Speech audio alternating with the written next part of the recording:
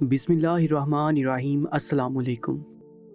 सुल्तान Salahuddin Ayyubi रहमतुल्लाह अलैह अपने महल के अंदर ही मौजूद थे कि अचानक उन्हें खबर मिली कि बाहर एक कमसन हसीन लड़की आई है जिसके घोड़े के ऊपर उसके भाई की लाश है और वो बहुत ज़ारों की तार रो रही है।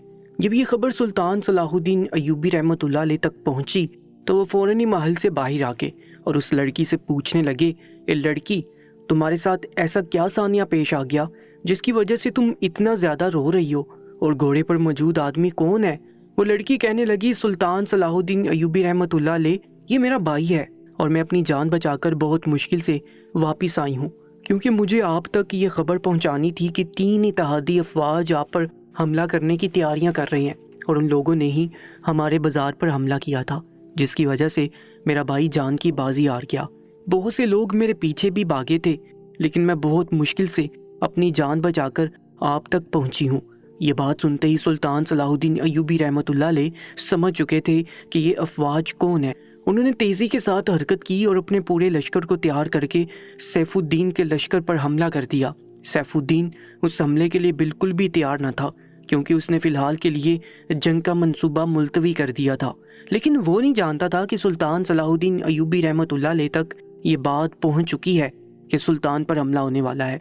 उन्होंने वो हमला इतने ज़ोरदार तरीके से किया था कि सैफुद्दीन का पूरा लश्कर ही निस्तो नाबूद हो गया था और हमेशा की तरह सुल्तान सलाहुद्दीन अय्यूबी रहमतुल्लाह अलैह ने अपनी बहादुरी दिखाते हुए अपने फतहमंदी का झंडा लहरा दिया था। वो लोग फतह हासिल करके वापस आने लगे तो अचानक ही उनके कुछ साथी उनसे बिछड़ गए क्योंकि वो रास्ता बहुत कठिन था। इस वजह से सब लोग ही आपस में जुड़कर चल रहे थे, लेकिन अचानक ही 4 घोड़ों का गायब हो जाना सुल्तान सलाहुद्दीन अय्यूबी रहमतुल्लाह अलैह को परेशान कर गया था। और उनके जो साथी गायब हुए थे वो कोई आम लोग नहीं थे, उनके लिए बहुत अहमियत के हामिल थे। उनके सिपाहियों का सिपा सालार अल नासिर और उसके साथ 3 सिपाही यकदम ही रास्ते से भटक गए थे। सुल्तान सलाहुद्दीन अय्यूबी रहमतुल्लाह अलैह उस जगह पर ही रात को क़याम करने के लिए ठहर गए। वो यही सोच रहे थे कि उनके साथी किस तरफ को जा सकते हैं। यही सोचते सोचते न जाने किस पहर उनकी आंख लग गई। उनको इल्म ही ना हुआ। रात के तकरीबन आधे पहर के वक्त उनकी आंख खुली और उन्होंने फ़ौरन ही अपने साथियों को जगाकर चलने का हुक्म दिया। सब लोग आधी नींद की वजह से बहुत ज़्यादा परेशान थे क्योंकि किसी में भी आगे चलने की हिम्मत ना थी, लेकिन सुल्तान सलाहुद्दीन अय्यूबी रहमतुल्लाह अलैह के हुक्म की वजह से फ़ौरन ही सब ने अपनी नींद को अलविदा कहा था और उनके पीछे ही घोड़े दौड़ा दिए। सब लोग ही खामोश थे। वो लोग थोड़ी दूर ही गए होंगे कि अचानक ही सुल्तान सलाहुद्दीन अय्यूबी रहमतुल्लाह अलैह को रात के उस पहर दूर से 2 लड़कियां अपने घोड़े पर सवार होती हुई नजर आईं। न जाने उनके दिमाग में क्या आया कि वो फ़ौरन ही अपने घोड़े लेकर उन 2 लड़कियों के पास पहुंच गए, क्योंकि उस वक्त ऐसी जगह पर उन 2 लड़कियों का होना उन्हें ठिठकने पर मजबूर कर चुका था। जबकि ऐसा महसूस होता था कि वो दोनों लड़कियां सुल्तान सलाहुद्दीन अय्यूबी रहमतुल्लाह अलैह के इंतज़ार में खड़ी हुई हों। सुल्तान अपने घोड़े से उतरे और कदम ब कदम चलते हुए उन 2 हसीन लड़कियों के पास पहुंच गए जो नीम अरियां लिबास में मौजूद थी। उनके लिबास से उनके जिस्म छलक रहे थे।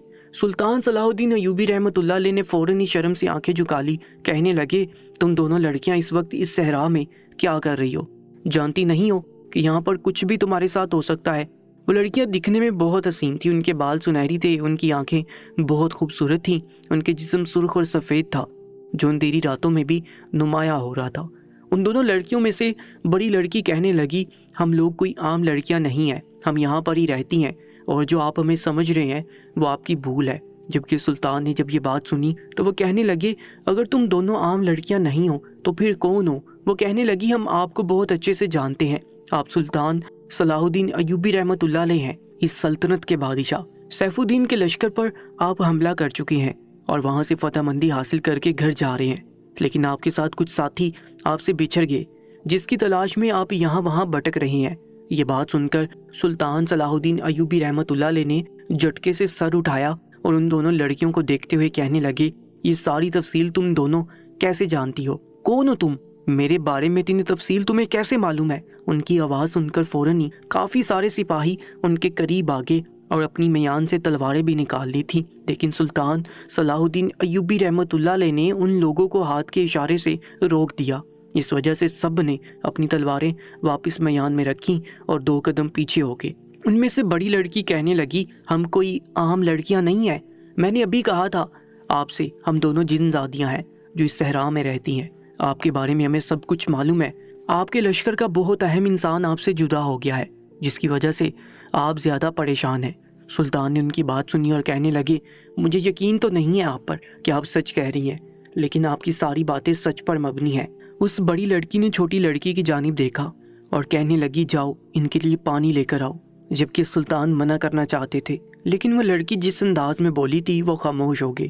وہ لڑکی قدم با قدم چل کر اپنے گھوڑے کے پاس آئی اور پانی کا ایک مشکیزہ اٹھایا اور اس میں کچھ ملا کر سلطان کے سامنے پیش کر دیا. اور وہ لڑکی تھوڑا تھوڑا پانی وہاں موجود کافی سارے سپاہیوں کو دینے لگی. سب لوگ سلطان کے پینے کے منتظر تھے اور وہ دونوں لڑکیاں بھی سلطان کو ہی دیکھ رہی تھی. سلطان کو نہ جانے کیا ہوا کہ اچانک ہی انہوں نے وہ مشکیزہ خود سے دور پھینک دیا اور بے ساختہ اپنی تلوار میان سے نکال کر اس بڑی لڑکی کے گلے پر رکھ دی اور کہنے لگے بتاؤ کون ہو تم. جیسے انہوں نے اپنی تلوار نکالی تھی سارے سپاہی بھی حرکت میں آ گئے تھے اور ان دونوں لڑکیوں کو گھیرے میں لے لیا. وہ دونوں بندی بنی ہوئی گھٹنوں کے بل زمین پر بیٹھی تھیں. سلطان نے ایک بار پھر دباؤ اس لڑکی کی گردن پر بڑھایا تو وہ گھبرا کر کہنے لگی میں جن زادی ہوں، مجھے تنگ نہ کرو، تمہارے حق میں یہ بات بہتر نہیں ہوگی. لیکن سلطان صلاح الدین ایوبی رحمت اللہ علیہ نے بے ساختہ اس لڑکی کے بازو پر کٹ لگایا جس سے خون بل بل بہنے لگا. سلطان یہ دیکھ کر مسکرائے اور کہنے لگے مجھے تو حیرانی ہو رہی ہے کہ ایک جن زادی کے بدن سے خون نکل رہا ہے. ایسا تو کبھی میں نے کہیں نہیں سنا کہ کسی جن زادی کے بازو سے خون بھی نکلا ہو. یہ بات سن کر چھوٹی لڑکی کافی سے زیادہ گھبرائی ہوئی معلوم ہو رہی تھی، لیکن بڑی لڑکی کافی دیدہ دلیری سے سلطان کی آنکھوں میں دیکھ کر انہیں گمراہ کرنے کی کوشش کر رہی تھی. سلطان نے اپنی نظریں اس چھوٹی لڑکی پر مرکوز کی جو تھر تھر کانپ رہی تھی. وہ سمجھ چکے تھے کہ یہ دونوں لڑکیاں کوئی عام لڑکیاں نہیں ہیں، یہ کسی کی طرف سے بھیجی ہوئی ہیں. انہوں نے فوراً ہی اپنی تلوار اس چھوٹی لڑکی کی گردن پر رکھی اور اس چھوٹی لڑکی کی جانب دیکھتے ہوئے غرائے اور کہنے لگے بولو کون ہو تم دونوں. ابھی کے ابھی تم دونوں کو اس ریت پہ ختم کر کے ہم آگے بڑھ جائیں گے اور تمہارا وجود یہیں پر خاکستر ہو جائے گا اور کسی کو علم ہی نہ ہوگا کہ اگر اپنی جان عزیز ہے تو سچ بتا دو کون ہو تم دونوں. وہ چھوٹی لڑکی کچھ کہتی اس سے پہلی بڑی لڑکی اپنے پاس چھپا ہوا ایک چھوٹا سا خنجر نکالا اور سلطان کے پیٹ پر وار کیا، لیکن اس سے پہلے سلطان نے اس کا ہاتھ وہیں سے جکڑ لیا اور اس کو دوبارہ نیچے زمین دوز کر دیا اور وہ خنجر دور پھینک دیا. جبکہ وہ چھوٹی لڑکی مزید خوفزدہ ہو گئی اور فوراً ہی روتے ہوئے کہنے لگی سلطان معظم مجھے معاف کر دیں، میں یہ نہیں کرنا چاہتی تھی. میں ان لوگوں کو بولتی ہوں کہ یہ سب کچھ غلط ہے، لیکن اس کے باوجود بھی مجھے ان سب چیزوں میں گھسیٹا جاتا ہے. میں اس کے پاس سے بھاگنا چاہتی ہوں، میں ان لوگوں کے پاس رہنا نہیں چاہتی، لیکن میرے پاس کوئی پناہ نہیں ہے جس کی وجہ سے مجھے اس لڑکی کے ساتھ رہنا پڑ رہا ہے. مجھے اس کے ساتھ تربیت کے لیے بھیجا گیا تھا، لیکن میں یہ کام کرتی ہوں تو میرا دل روتا ہے. میں اس کام کے لیے نہیں بنی، لیکن کوئی بھی میری یہ بات سمجھتا نہیں ہے. سلطان ان دونوں لڑکیوں کو دیکھتے ہی سمجھ چکے تھے یہ دونوں کسی گروہ سے تعلق رکھتی تھی اور دونوں کو ہی دیکھ کر معلوم ہو رہا تھا کہ ایک پیشہ ورانہ یہ کام کر رہی ہیں اور جبکہ دوسری نہ تجربہ کار ہے. اس وجہ سے انہوں نے چھوٹی پر حملہ کر کے سچ اگلوانا چاہا تھا اور ان کی سوچ کے مطابق وہ چھوٹی لڑکی فوراً ہی فر بولنا شروع ہو گئی تھی. وہ لڑکی مزید کچھ کہتی کہ فوراً ہی اس بڑی لڑکی نے اس کا منہ بند کرنا چاہا تھا، جبکہ سلطان نے فوراً ہی اپنے سپاہیوں کو حکم دیا تھا کہ اس لڑکی کو اس چھوٹی لڑکی سے دور کر دیا جائے، جبکہ وہ ان لوگوں کے ہاتھوں میں مچل رہی تھی اور اس کو بار بار نہ بولنے کی تاکید کر رہی تھی. لیکن وہ چھوٹی لڑکی اتنی سہم چکی تھی کہ وہ سب راز کھولتی جا رہی تھی. وہ کہنے لگی سلطان ہم سیف الدین کے ہی لشکر سے تعلق رکھتے ہیں. جس وقت آپ لوگ ان لوگوں سے جنگ کر رہے تھے اس وقت ہی سیف الدین کے لشکر میں شامل 2 آدمی جو حشیشین کا سردار شیخ سنان کی طرف سے بھیجے ہوئے تھے، ان لوگوں نے ہمیں فوراً ہی 2 گھوڑے دینے تھے اور ہمیں وہاں سے روانہ کر دیا تھا. ہم لوگ بھی سردار شیخ سنان کے پاس ہی جا رہے تھے. یہ لڑکی انہی کی غلام ہے اور مجھے ابھی ہی ان لوگوں نے اپنی فوج میں شامل کیا ہے اور اس لڑکی کے ساتھ مجھے تربیت کے لیے سیف الدین کے لشکر میں بھیجا گیا تھا. ہم لوگ بطور تحفہ سیف الدین کو دیے گئے تھے، لیکن وہاں پر جانے کا مقصد سیف الدین کی ساری اطلاع شیخ سنان تک پہنچانی تھی اور اگر سیف الدین آپ سے صلح کرنا چاہے تو اس کو ورگلانا تھا تاکہ وہ آپ سے صلح نہ کر پائے. سلطان صلاح الدین ایوبی رحمت اللہ علیہ اس چھوٹی لڑکی کی باتیں بہت غور سے سن رہے تھے. وہ مزید کہنے لگی جب ہم لوگ زیاد واپس جا رہے تھے تب ہمیں اس جہنم زدہ صحرا میں 4 لوگ نظر آئے تھے. ان کی حالت اور چال ڈال سے ہم سمجھ چکے تھے کہ وہ آپ ہی کے آدمی ہیں جو راستہ بھٹک چکے ہیں الناصر سے اور ان کے 3 آدمی ہمارے پاس موجود ہیں۔ اس لڑکی نے تھوڑا سا دور اشارہ کیا۔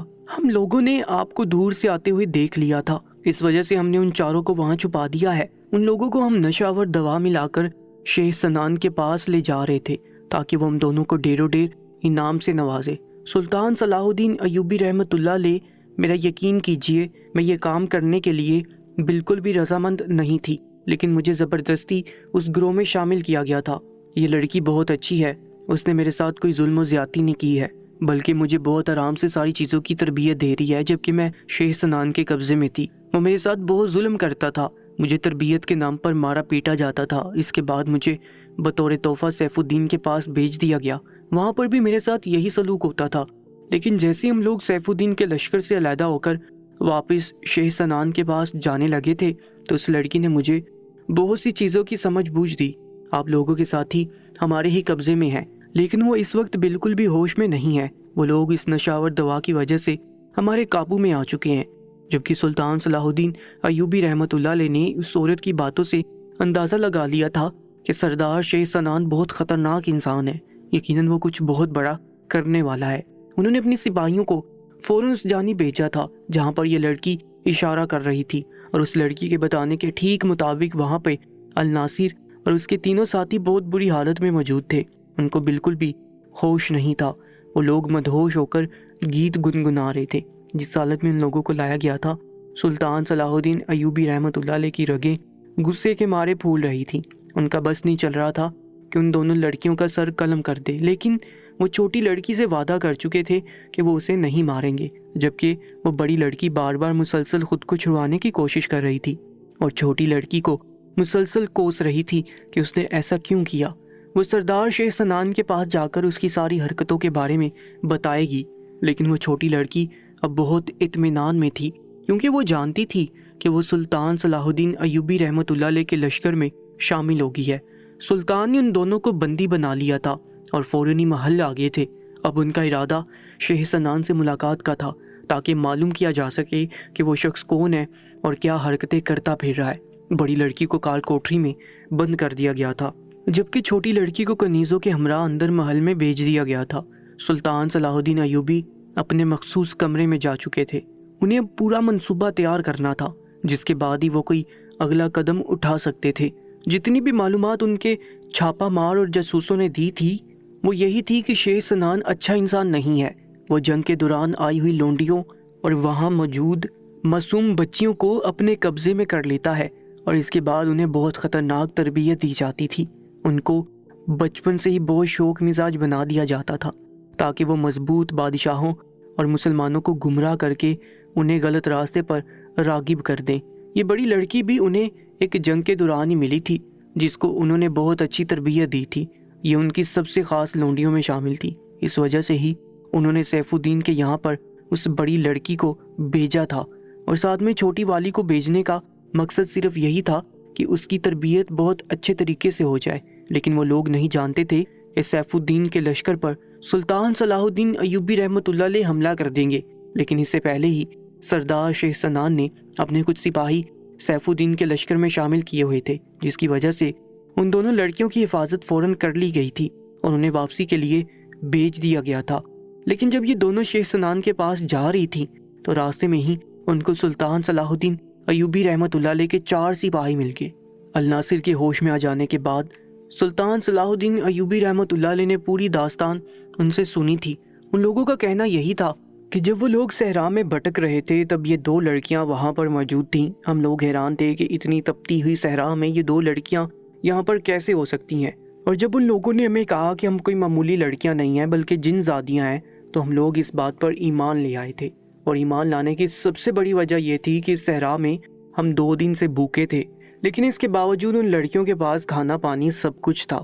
لیکن جب ہم لوگوں نے وہ پانی پیا تھا تو اس کے بعد سے ہمیں ہوش نہیں تھا۔ وہ لڑکیاں ہمیں بالکل اپنے قابو میں کر چکی تھی۔ پہل تو ہمیں یہی لگ رہا تھا کہ وہ جن زادیاں ہمیں مار دیں گی، لیکن ان لوگوں نے ہم لوگوں سے جس طریقے سے گفتگو کی تھی ہم سمجھ گئے تھے کہ شاید وہ ہمیں مارنے کا ارادہ نہیں رکھتی ہیں۔ ہم لوگوں نے اس حالت میں بھی آپ ہی کا نام لیا تھا کہ ہمیں سلطان صلاح الدین ایوبی رحمۃ اللہ علیہ کے لشکر کے پاس جانا ہے۔ ان دونوں عورتوں نے یہی کہا تھا کہ وہ ہمیں آپ کے پاس ہی لے جا رہی ہیں۔ لیکن ان لوگوں نے ایسا کچھ نہیں کیا، بلکہ وہ ہم لوگوں کو سردار شیخ سنان کے پاس لے جا رہی تھی تاکہ وہ خوش ہو سکے۔ ہم تینوں چاروں مدہوش تھے، لیکن ان کی باتیں ہمارے کانوں میں آ رہی تھی، لیکن کوئی بھی حرکت کرنے سے ہم لوگ قاصر تھے۔ ہم چاروں ہی ان عورتوں کے قبضے میں آ چکے تھے۔ وہ جیسا جیسا ہمیں تصور کرواتی جا رہی تھی، ہم اس پر ایمان لاتے جا رہے تھے۔ اس کا کہنا تھا کہ وہ تپتے صحرا سبز ہیں، اور ہمیں ایسے ہی محسوس ہو رہا تھا۔ جب ان لڑکیوں نے ہم سے یہ کہا تھا کہ ہماری آنکھوں میں دیکھو، تو اس کے بعد سے ہمیں وہاں پر شفاف پانی کی نہریں نظر آ رہی تھی۔ اس دوا میں ایسا اثر تھا کہ ہم لوگ بالکل ہی اپنے قابو میں نہیں رہے تھے، اور اس کے بعد جو ہمارے ساتھ ہوتا گیا ہمیں علم نہیں تھا۔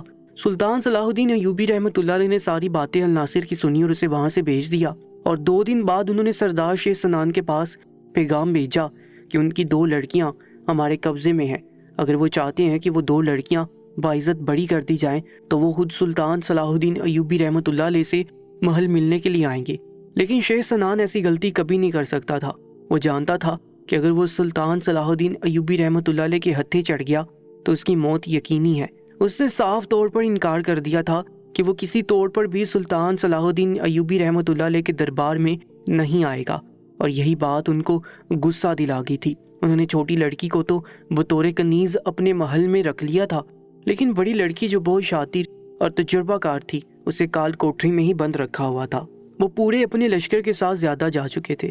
جہاں پر سردار شیخ سنان رہتا تھا اس کو کوئی علم نہیں تھا کہ اس اطلاع کے بعد سلطان صلاح الدین ایوبی رحمۃ اللہ علیہ اپنے لشکر سمیت ان پر حملہ کر دیں گے۔ اسے اس چیز کا بالکل بھی اندازہ نہ تھا۔ جس طریقے سے ان لوگوں نے بنا اطلاع کیے سیف الدین کے لشکر پر حملہ کر کے فتح حاصل کر لی تھی اور اس کو نیست و نابود کر دیا تھا، اس طریقے سے ہی سلطان صلاح الدین ایوبی رحمۃ اللہ علیہ نے بنا سردار شیخ سنان کو اطلاع کیے ان کے لشکر پر حملہ کر دیا تھا، اور سردار شیخ سنان سمیت ان کے سارے سپاہیوں کو نیست و نابود کر دیا تھا، اور وہاں سے حاصل ہونے والا سارا مال غنیمت لوگوں میں تقسیم کر دیا تھا۔ پہلا حصہ انہوں نے اپنی رعایا کے مستحق لوگوں میں تقسیم کیا تھا، دوسرا حصہ مصر کے بازاروں میں دیا گیا، اور تیسرا حصہ انہوں نے جہاں سے تعلیم حاصل کی تھی اس مدرسے میں بھیجا گیا۔ سلطان صلاح الدین ایوبی رحمۃ اللہ علیہ فتح حاصل کر کے آ چکے تھے۔ ان کو یہ بات معلوم ہوئی کہ کال کوٹری میں موجود وہ لڑکی تمام قیدیوں کی زندگی حرام کر چکی ہے، وہ کسی کے قابو میں نہیں آ رہی ہے، وہ کسی طور پر بھی وہاں سے نکلنا چاہتی ہے۔ اس قید خانے کے اندر سے بھی وہ 2 دفعہ بھاگ جانے کی کوشش کر چکی ہے۔ سلطان صلاح الدین ایوبی رحمۃ اللہ علیہ سمجھ چکے تھے کہ وہ لڑکی کوئی معمولی لڑکی نہیں ہے، وہ واقعی بہت تجربہ کار ہے، اور اس کو اتنی سمجھ بوجھ ہے کہ وہ قید خانے سے بھاگنے کی کوشش کر رہی ہے، یقیناً ان کے بہت کام آ سکتی تھی۔ انہوں نے فوراً ہی اسے دربار میں حاضر کر لیا، اور دربار لگا ہوا تھا۔ وہاں پر بہت سی رایا موجود تھی جو حیران تھی کہ ایک قیدی عورت جو شیخ سنان کے گروہ سے تعلق رکھتی ہے اور الناصر کو اپنے قبضے میں کر چکی ہے، اس سے سلطان صلاح الدین ایوبی رحمۃ اللہ علیہ بات کرنا چاہتے ہیں، جبکہ ان کو چاہیے تھا کہ وہ اس کو ختم کر دیتے۔ لیکن سلطان صلاح الدین ایوبی رحمۃ اللہ علیہ ہمیشہ سے ہی بات کرنے کے قائل تھے، اس وجہ سے آج بھی انہوں نے اس لڑکی سے گفتگو کرنا ہی مناسب سمجھا۔ وہ لڑکی غصے کے عالم میں سلطان صلاح الدین ایوبی رحمۃ اللہ علیہ کو گور رہی تھی، وہ کسی طور پر بھی ان کے ہاتھ نہیں آنا چاہتی تھی۔ سپاہیوں نے اس کو بندی بنایا ہوا تھا، لیکن اس کے باوجود بھی وہ سب کو تہس نہس کرنے پر تلی ہوئی تھی۔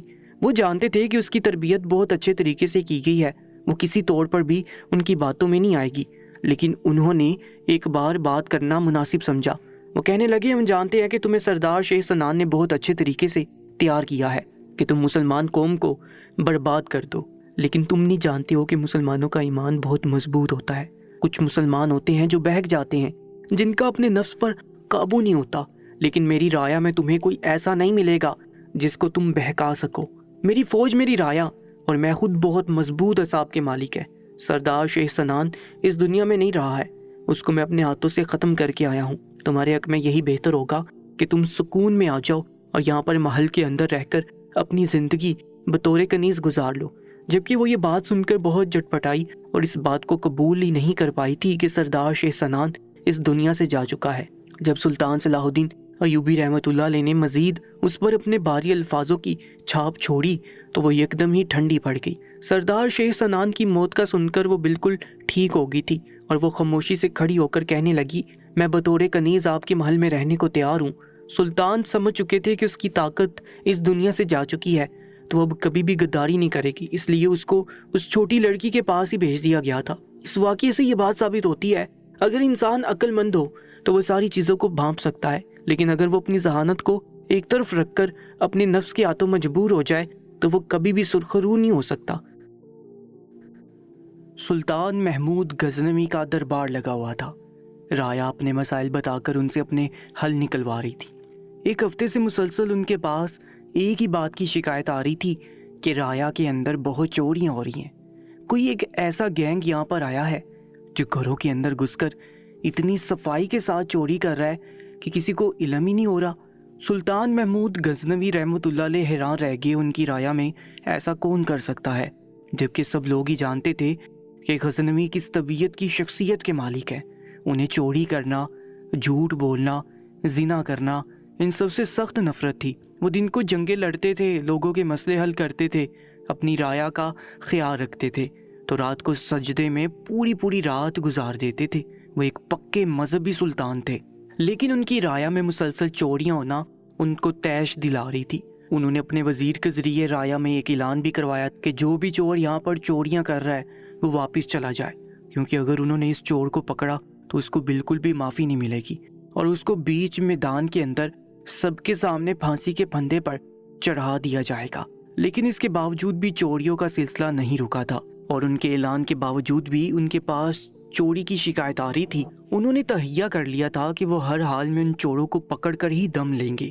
انہوں نے فوراً ہی اپنے تمام تر جاسوسوں اور چھاپا مار کو اس مشن پر لگا دیا تھا کہ انہیں فوراً ہی اس بات کی اطلاع دی جائے کہ یہ چوروں کا گینگ کہاں بیٹھتا ہے اور یہ لوگ کون ہیں۔ ان کے کہنے کے مطابق ان کے چھاپا مار اور جاسوسوں نے فوراً ہی کارروائی شروع کر دی تھی۔ انہیں غصہ سب سے زیادہ اس بات کا تھا کہ انہوں نے اعلان کروا دیا تھا، اس کے باوجود بھی وہ چور ڈٹھائی کے ساتھ مسلسل چوری پہ چوری کیے جا رہے تھے، اور یہی چیز ان کے غصے کا گراف بڑھا رہی تھی۔ چھاپا مار اور جاسوسوں نے فوراً ہی ساری اطلاع جمع کر لی تھی اور سلطان محمود غزنوی کو تمام تر حالات سے آگاہ کر دیا تھا کہ یہ لوگ کون ہیں، کہاں سے آئے ہوئے ہیں اور رات کے پہر یہ لوگ کہاں بیٹھتے ہیں۔ سلطان چاہتے تو ان لوگوں کو اپنے جاسوسوں کے ذریعے پکڑ کر محل بلوا سکتے تھے، لیکن انہوں نے یہی سوچا کہ ان لوگوں کو رنگے ہاتھوں پکڑیں گے تاکہ معلوم ہو سکے کہ یہ لوگ کتنے بہادر ہیں جو یہ کام اتنی صفائی سے کر رہے ہیں کہ کسی کو ان کے بارے میں علم ہی نہیں ہو رہا۔ اس لیے رات ہوتے ہی انہوں نے اپنا بیس بدل دیا تھا، شاہی لباس اتار کے انہوں نے چوروں جیسا لباس زیب تن کر لیا تھا۔ وہ لباس جگہ جگہ سے پھٹا ہوا تھا اور ایک عجیب ہی نقشہ کھینچ رہا تھا۔ جب وہ اپنے محل سے گشت کرنے کے لیے نکلے تو ان کا وزیر ان کے ساتھ چلنے کے لیے ضد کرنے لگا، لیکن سلطان محمود غزنوی ایک گھوڑی پر ہی محل کے اندر ٹھہر گیا اور سلطان غزنوی اکیلے ہی نڈر بادشاہ کی طرح اپنے مشن پر چل پڑے۔ ان کے بہت سے سپاہی اور ان کے خاص وزیر نے ان کو اس بات کے لیے بہت کہا کہ ہم چلنا چاہتے ہیں، لیکن انہوں نے کسی کو بھی ساتھ چلنے کی اجازت نہیں دی تھی۔ وہ چلتے چلتے ایک ایسی جگہ پر پہنچ گئے جو بہت زیادہ سنسان تھی، جہاں پر دور دراز تک بھی لوگ نظر نہیں آ رہے تھے۔ رات کی تاریکی اپنے عروج پر تھی، ایسے میں ان کو ایک کونے کے اندر 6 مرد بیٹھے ہوئے نظر آئے۔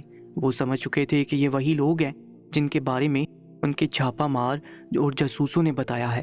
چند پل کے لیے انہوں نے بغور ان 6 مردوں کو دیکھا۔ وہ دیکھتے ہی سمجھ چکے تھے کہ یقیناً ان کے پاس کچھ ایسی طاقتیں موجود ہیں جس کی وجہ سے یہ لوگ اتنی آسانی سے اور اتنی صفائی سے سلطان محمود غزنوی رحمۃ اللہ علیہ کی سلطنت کے اندر چوریاں کر رہے ہیں۔ سلطان نے گہری سانس ہوا کے سپرد کی اور قدم با قدم چلتے ہوئے ان 6 مردوں کے پاس آ کر بیٹھ گئے۔ ان 6 مردوں نے سلطان محمود غزنوی رحمۃ اللہ علیہ کو عجیب سی نگاہوں سے دیکھا، اور ان میں سے ان کا سربراہ ان کی جانب دیکھتے ہوئے پوچھنے لگا، کون ہو تم اور ہمارے پاس آ کر کیوں بیٹھے ہو؟ اس کی ٹون بہت خراب تھی۔ اس کے باوجود بھی سلطان محمود غزنوی نے اپنا غصہ قابو کیا اور اس آدمی کی جانب دیکھتے ہوئے کہنے لگے، بھائی میں بھی تم لوگوں کی طرح ہی ایک چور ہوں اور لوگوں کے گھروں میں چھوٹی چھوٹی چوریاں کرتا ہوں۔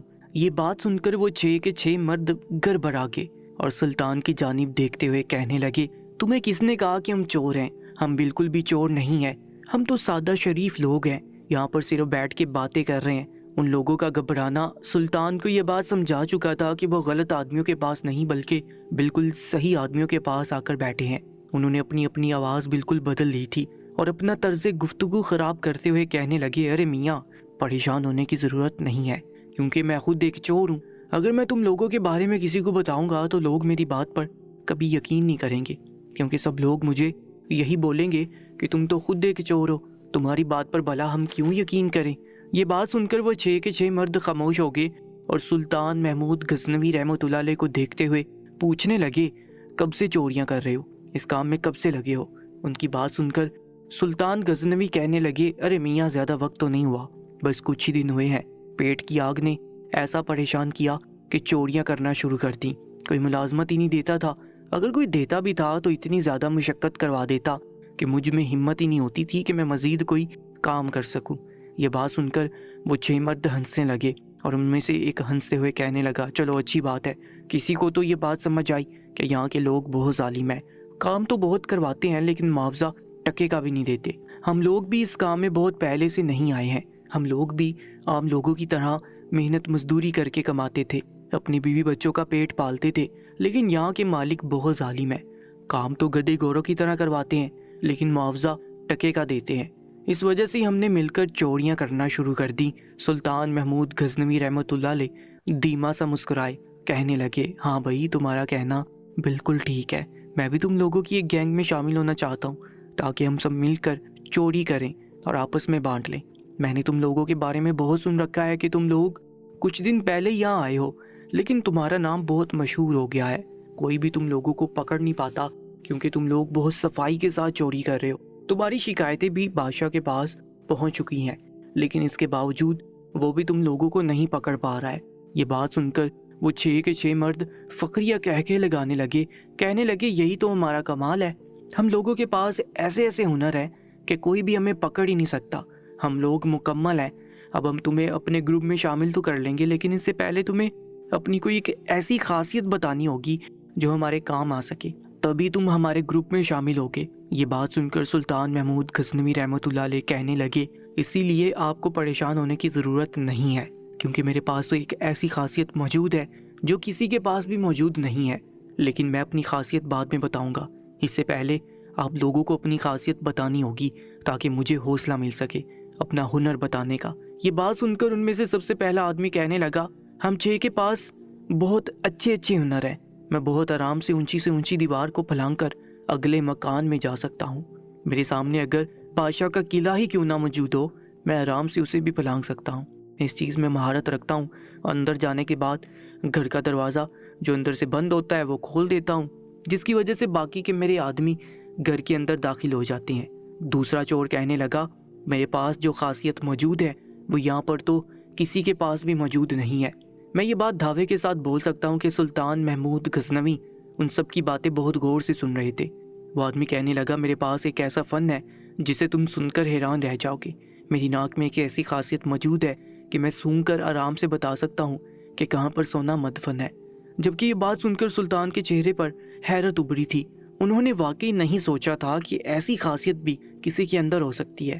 وہ آدمی مزید کہنے لگا، جیسے لیلا کو مرنے کے بعد جب دفنا دیا گیا تھا تب مجنو جس طریقے سے سونگھ کر اس کی قبر تک پہچان چکا تھا، ایسے میں بھی آرام سے سونگھ کر سونا پہچان سکتا ہوں۔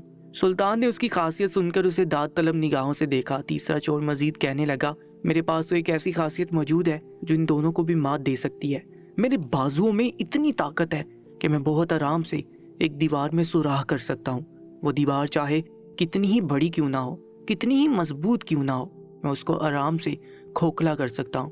سلطان نے اس کو بھی داد طلب نگاہوں سے دیکھا اور کہنے لگا، واہ بھائی، تمہارے ہنر کا تو جواب ہی نہیں۔ ان کی بات سن کر چوتھا چور کہنے لگا، ارے میاں، تم اس کی قابلیت پر کہاں فخر کر رہے ہو؟ میرے بارے میں سنو گے تو حیران رہ جاؤ گے، میں ماہر حساب کتاب ہوں، میں بہت آرام کے ساتھ چند منٹ کے اندر کتنا ہی سونا کیوں نہ ہو، کتنی ہی اشرفیاں کیوں نہ ہو، میں بہت آرام سے اس کا حساب کتاب کر سکتا ہوں۔ یہ تو جسمانی طاقت رکھتا ہے، میں ذہنی طاقت سے مالا مال ہوں۔ سلطان نے اس انسان کی خاصیت سن کر اس کو بھی داد دی، وہ واقعی ان چاروں چوروں سے متاثر ہو چکے تھے، وہ لوگ اپنی اپنی جگہ بہت اچھی خاصیت سے مالا مال تھے۔ پانچواں چور کہنے لگا، یہ سب تو بس ٹھیک ہی ہے، اگر تم میری خاصیت سن لو گے تو حیران رہ جاؤ گے۔ سلطان نے اس آدمی کی بات سنی اور کہنے لگے، جی حضور بتائیں آپ کی کیا خاصیت ہے؟ ان کے لہجے میں تجسس تھا۔ وہ آدمی خوش ہوتے ہوئے کہنے لگا، میرے کانوں میں ایسی خاصیت ہے جو یہاں پر کسی میں بھی موجود نہیں ہے، کتا جب بھونکتا ہے ہمیں دیکھ کر تو میں آرام سے اس کی زبان سمجھ جاتا ہوں کہ وہ ہمیں دیکھ کر کیا بول رہا ہے۔ ایک کتے کی وجہ سے ہم کتنی بار لوگوں کے ہتھے چڑھتے ہوئے بچے ہیں. میں ہمیشہ ہی کتے کے بھونکنے کی وجہ سے سب کو بچا لیتا ہوں. اس آدمی کی بات سن کر سلطان اس کو داد دیے بغیر نہیں رہ سکے تھے. کسی جانور کی زبان سمجھنا واقعی قابل تعریف ہے. انہوں نے اس کو دل سے سراہا تھا کہ واہ یار، تم تو بڑے کمال کے انسان ہو. لوگ تو آج کل انسانوں کی زبان نہیں سمجھ پاتے، تم تو ایک جانور کی زبان سمجھ آتے ہو. تمہارا تو جواب ہی نہیں. وہ آدمی سلطان کے منہ سے اپنی تعریف سن کر کھلسا گیا تھا. آخری چور جو بہت خاموش تھا وہ کچھ بھی نہیں بول رہا تھا. سلطان نے اب سب سے آخری والے آدمی کی جانب دیکھا اور اسے کہنے لگا، ہاں میاں، اب تم بتاؤ تمہاری کیا خاصیت ہے؟ باقی سب تو بڑے پرجوش انداز میں بتا چکے ہیں لیکن تم بڑے خاموش ہو. وہ آدمی سلطان کی جانب دیکھتے ہوئے کہنے لگا، میں تو تمہیں اپنی خاصیت کے بارے میں بتا دوں گا، پہلے تم مجھے بتاؤ کہ تمہاری کیا خاصیت ہے. سلطان نے فوراً ہی کہا، جی حضور، میں لازمی بتاؤں گا، میں اپنی بات سے کبھی نہیں مکرتا، لیکن اب آپ آخری بچے ہیں، پہلے آپ اپنی خاصیت کے بارے میں بتا دیں، اس کے بعد میں آپ سب کو اپنے ہنر کے بارے میں بتاؤں گا. یہ بات سن کر وہ آدمی کچھ کہتا ہے اس سے پہلے اس کے 5 ساتھی اس کی جانب دیکھتے ہوئے کہنے لگے، ارے یار زیادہ نخرے نہ کر، جلدی سے اپنی خاصیت کے بارے میں بتا، پھر یہ آدمی بھی ہمیں اپنی خاصیت کے بارے میں بتائے گا. جب سے یہ آدمی آیا ہے میرے دل میں تو تجسس ہی پیدا ہو گیا ہے، نہ جانے اس کے پاس ایسا کون سا ہنر موجود ہے جو یہ ہمیں بتانے والا ہے. ان کی بات سن کر سلطان دھیما سا مسکرائے. وہ لوگ تو جانتے نہیں تھے کہ ان کے ساتھ کون بیٹھا ہوا تھا. وہ لڑکا جو سب سے آخری بچا تھا وہ دکھنے میں بہت شاطر لگ رہا تھا. وہ بہت گہری نگاہوں سے سلطان کو دیکھ رہا تھا. جب اس کے ساتھیوں نے اسے بتانے پر زور دیا تو وہ مجبوراً کہنے لگا، میرے پاس ایک ایسی خاصیت موجود ہے کہ میں رات کے اندھیرے میں جس شخص کو بھی دیکھتا ہوں آرام سے اسے دن کے اجالے میں پہچان لیتا ہوں. وہ انسان کوئی بھی کیوں نہ ہو، اگر وہ انسان بوڑھا ہو، جوان ہو، عورت ہو، آدمی ہو، کوئی بھی کیوں نہ ہو، میں فوراً ہی پہچان لیتا ہوں. ان سب میں جانوروں کا بھی شمار ہوتا ہے. اگر میں رات کے پہر کسی جانور کو بھی دیکھ لیتا ہوں تو آرام سے دن کے پہر اسے پہچان لیتا ہوں. ہم لوگوں کی خاصیت تو اب مکمل ہو چکی ہے اور ہم سب نے اپنے ہنر کے بارے میں تمہیں بتا دیا ہے. اگر تم ہمارے گروپ کے اندر شامل ہونا چاہتے ہو تو تمہارے پاس بھی کوئی ایک ایسی خاصیت موجود ہونی چاہیے جو ہمارے کام آ سکے. اس کے بعد ہی ہم تمہیں اپنے گروپ کے اندر شامل کریں گے، ورنہ ہم تمہیں کبھی بھی اپنے ساتھ ملا کر نہیں رکھیں گے. سلطان محمود غزنوی نے اس آدمی کی بات سنی اور وہ کہنے لگے، ایک بات کہتا ہوں، تم 6 بندوں کو تم سب میں سب سے زیادہ سمجھدار ہوں. یہ آخری والا ہے، اس کی باتوں سے ہی اندازہ ہو چکا ہے کہ یہ اس خاصیت کے ساتھ ساتھ سمجھ بوجھ بھی رکھتا ہے. تم سب بھی بہت اچھے ہو اور تم سب بھی سمجھدار لگتے ہو، لیکن اس بندے کی بات ہی الگ ہے. سلطان واقعی اس آخری آدمی سے متاثر ہو گئے تھے. وہ اپنی خاصیت بتاتے ہوئے کہنے لگے، مجھ میں ایک ایسی خاصیت موجود ہے، جب کوئی مجرم پھانسی کے پھندے پر چڑھتا ہے اور اگر میری داڑھی ہل جاتی ہے تو وہ پھانسی کے پھندے سے بچ جاتا ہے اور اس کو بادشاہ معاف کر دیتا ہے. میں نے بہت سے مجرموں کو ایسے بچایا ہے. یہ بات سن کر وہ 6 کے 6 آدمی حیران رہ گئے. کہنے لگے، ایسا ہو ہی نہیں سکتا، تم جھوٹ بول رہے ہو، ایسی خاصیت کسی انسان کے پاس موجود ہی نہیں ہو سکتی، یہ تو ایک طرح کا جادو ہوا. وہ 6 کے 6 بہت زیادہ ان کی بات سے متاثر ہو گئے تھے اور یہی چیز سلطان کو کامیاب کرنے کے لیے کافی تھی. وہ کہنے لگے، ہاں یہ بھی بول سکتے ہیں کہ یہ ایک طریقے کا جادو ہے، لیکن یہ بات حقیقت ہے. میری داڑھی ہلتی ہے اور مجرم کو پھانسی کے پھندے سے رہا کر دیا جاتا ہے. اگر تم سب مجھے اپنے گروپ کے اندر شامل کرتے ہو اور ہم ایک گینگ بن جاتے ہیں تو یقین مانو اگر تم سب کسی دن پکڑے گئے تو میں آرام سے تم سب کو پھانسی کے پھندے سے بچا لوں گا. ویسے ہی تم لوگ سلطان محمود غزنوی رحمت اللہ علیہ اس سلطنت کے بادشاہ کی نگاہوں میں آ چکے ہو، کیونکہ ان کے دربار میں بہت سی رایا نے جا کر یہ شکایت درج کروا دی ہے کہ ان کے گھروں سے چوری ہو رہی ہے، اور چوری کرنے والا کوئی عام انسان نہیں ہے بلکہ کوئی ایک ایسا گینگ ہے جو اس کام کو بہت صفائی کے ساتھ کر رہا ہے، جو ابھی تک کسی کی پکڑ میں ہی نہیں آیا. ان کی بات سن کر سارے یکدم ہی خوش ہو گئے اور وہ آخر والا آدمی کہنے لگا، ہمیں منظور ہے، ہم تمہیں اپنے گینگ کے اندر شامل کرتے ہیں، لیکن یاد رکھنا اگر تم نے ہمارے ساتھ ذرا بھی غداری کرنے کی کوشش کی تو ہم تمہیں ختم کرنے میں چند سیکنڈ لگائیں گے اور تمہیں اپنی نیند سلا دیں گے. سلطان نے اس آدمی کی بات سن کر اسے یقین دلایا کہ تم میرا یقین مانو، میں کبھی جھوٹ نہیں بولتا، میں وعدہ کرتا ہوں کہ کبھی بھی تم لوگ پکڑے گئے تو میں تم لوگوں کو آرام سے بچا لوں گا. یہ بات سن کر سب سے پہلا آدمی جس کے پاس دیوار پھلانگنے کی صلاحیت تھی وہ کہنے لگا، چلو تو پھر اگر آج ہمارے پاس ایک ایسا بندہ موجود ہے جو میں پھانسی کے پھندے سے آرام سے بچا سکتا ہے تو ہم آج سلطان محمود غزنوی کے محل کے اندر چوری کریں گے، وہاں سے خزانہ نکال کر باہر لائیں گے. یہ بات سنتے ہی سلطان کی آنکھیں پل میں بدلی تھی، لیکن انہوں نے فوراً ہی اپنے تاثرات پر قابو پا لیا تھا۔ دوسرا آدمی جس کے پاس سونا سونگنے کی صلاحیت تھی وہ بھی یہی کہنے لگا، ہاں تم درست کہہ رہے ہو، ہم لوگ اس منصوبے پر کافی دنوں سے کام کر رہے ہیں، لیکن ابھی تک ہم لوگ اس کو پایا تکمیل تک پہنچا ہی نہیں پائے، کیونکہ ہمارے پاس کوئی ایسا سوراخ ہی نہیں لگ پا رہا، اور نہ ہی ایک ایسا منصوبہ بن پا رہا ہے کہ ہم بادشاہ کے محل میں چوری کر لیتے۔ لیکن آج جب ہمیں اپنی موت کا کوئی ڈر ہی نہیں ہے تو ہم لوگ آرام کے ساتھ سلطان محمود غزنوی کے خزانے کی چوری کر سکتے ہیں۔ سب لوگ ہی ان دونوں کی بات پر حامی بڑھنے لگے، جبکہ سلطان محمود غزنوی ان کی اس بات کو سن کر بے ساختہ ہی دھیما سا مسکرائے۔ وہ لوگ تو اس بات سے بے خبر تھے کہ خود سلطان محمود غزنوی، اس سلطنت کے بادشاہ، ان کے ساتھ موجود ہیں۔ سلطان بھی ان لوگوں کی حامی بڑھتے ہوئے کہنے لگے، تم بالکل ٹھیک بول رہے ہو، ہم لوگوں کو ایسا ہی کرنا چاہیے۔ آج کی رات ہم لوگ بادشاہ کے خزانے کی چوری کریں گے۔ اگر تم لوگ پکڑے گئے تو تم لوگوں کو پریشان ہونے کی ضرورت نہیں ہے۔ کل پھانسی کے پھندے سے بچانے کے لیے میں تم لوگوں کے پاس ہوں گا۔ یہ بات سن کر سب لوگ ہی خوش ہو گئے اور ایک ساتھ کھڑے ہو کر سلطان محمود غزنوی، جو اس وقت ایک چور کا بیس ڈالے ہوئے تھا، ان کے نام کا نعرہ لگانے لگے، اور تھوڑی دیر بعد ہی وہ لوگ ایک اچھے سے منصوبے کے تحت محل کی جانب چل پڑے۔ وہ آدمی جو رات کے اندھیرے میں انسان کو دیکھنے کے بعد دن کے اجالے میں اس کی شناخت کر سکتا تھا، وہ سلطان محمود غزنوی کی جانب دیکھتے ہوئے کہنے لگا، مجھے ایک بات سمجھ نہیں آ رہی، تمہارا کہنا ہے کہ تم ایک چور ہو اور تم یہاں پر کچھ ہی دنوں پہلے آئے ہو، تو تمہیں ہمارے بارے میں کیسے معلوم ہوا کہ ہم لوگ چور ہیں، جبکہ ابھی تک کسی نے ہم لوگوں کو نہ دیکھا ہے نہ ہماری آواز سنی ہے، تو تم ہمیں دیکھ کر کیسے پہچان گے؟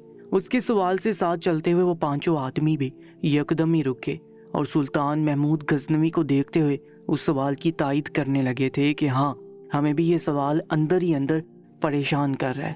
ابھی تک اس رایا میں نہ ہمیں کسی نے دیکھا ہے نہ ہمارے بارے میں کسی نے سنا ہے، تو تمہیں ہمارے بارے میں کیسے معلوم ہوا کہ یہ ہمارا اڈا ہے اور تم ہم تک پہنچ گئے؟ یہ بات بڑی تعجب زدہ ہے۔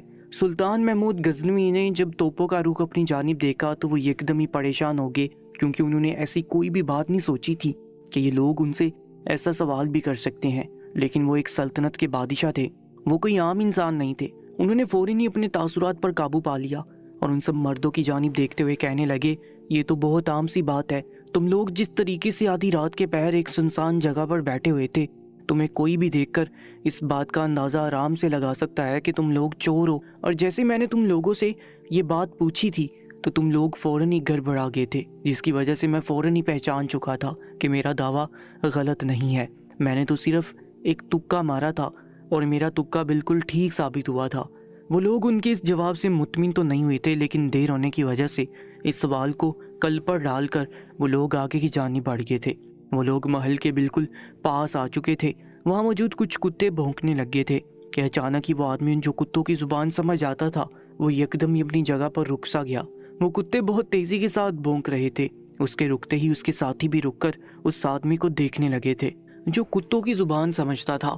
وہ بہت غور سے ان کتوں کی زبان کو سمجھنے کی کوشش کر رہا تھا، اور تھوڑی دیر بعد وہ سب کی جانب متوجہ ہو کر کہنے لگا، یہ کتے پاگل ہو چکے ہیں، لگتا ہے ان لوگوں نے کچھ غلط کھا لیا ہے، یہ لوگ بول رہے ہیں کہ ہمارے ساتھ بادشاہ سلطان محمود غزنوی موجود ہے، ہم لوگوں کو یہاں سے لوٹ جانا چاہیے۔ جبکہ اس آدمی کی بات سن کر وہ پانچوں مرد بھی کہکا لگا کر ہنسنے لگے تھے، جبکہ سلطان پریشان ہو گئے تھے کہیں یہ لوگ ان کی شناخت نہ کر لیں۔ لیکن وہ لوگ لالچ کے اندر اتنے اندھے ہو چکے تھے کہ کتوں کی باتوں کو بنا دھیان دیے محل کے دروازے کے قریب پہنچ گئے۔ وہاں موجود وہ آدمی جو بہت آسانی کے ساتھ دیوار پھلانگ جاتا تھا، وہ فوراً دیوار کو پھلانگ گیا اور اندر پہنچ کر اس نے ایک چھوٹا سا دروازہ جو محل کے پچھلے حصے میں کھلتا تھا وہ کھول دیا، جس کی وجہ سے سارے لوگ محل کے اندر داخل ہو گئے، جبکہ سلطان اس کو حیرت سے دیکھنے لگے تھے۔ وہ اپنی بات پر بالکل صحیح طریقے سے اترا تھا، اس نے کہا تھا کہ وہ آرام سے بادشاہ کے قلعے کی دیوار بھی پھلانگ سکتا ہے، اور اس نے اپنا بولا ہوا جملہ پورا کیا تھا۔ وہ لوگ قدم با قدم خاموشی کے ساتھ اس کمرے کے اندر آ گئے تھے جہاں پر خزانہ رکھا ہوا تھا۔